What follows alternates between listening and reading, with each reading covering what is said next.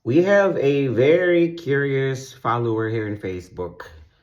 She wanted to be here in Uzbekistan pero daghan ka siya pangutana like unsa kuno yung mga libre sa flat kay sa iya ata gitrabahoan ron. She's paying for the rent and tanan gamit syempre paliton niya. Okay. Buo ni siya, okay? Ang provided by the company for free. Everything for free. No single.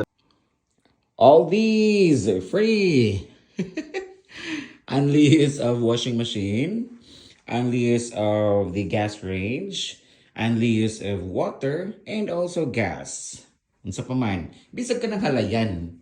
Sorry naman sa mga kwaknit nga nakasabit, okay? Kabalo ng OFW, nga naman ito magsampay. Even ka na, wa ko na ipalit. It's provided again by the school. Gamay request lang, may wala ko halayan, malisang din na sila. Unleash of aircon, unleash of the heating condition. Arita, sulod ta. And of course, kini, so bisan pa mauwaw ta, walay sulod diri sa igbaw. Nara diri sa ubos. Kana, ako na syempre pinalit. Pag-ingon ako nga, mga ikog siphead. So, kini, nagpalit yung kong siphead. Ingon siya, napalit kag siphead, we don't use that here. Yung mamaligya man mo.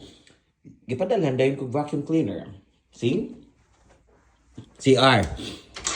When I came here first, toothpaste, tissue, even the shower gel, provided na nila. Maybe for the first month. After syempre, imo na, uy. Unleash of TV. Mga pagwapa, pasyupa, syempre, ato na. Naghatag sila mga blanket, katingin ko, nagtugnawon ko. Kalat kayo, di ba? Kaya diri pa bago pang mata. Libre. Even kani blanket and pillows, libre. Pag yun ako wala ko plansya, nagkalisang rin sa lagpalit. Libre.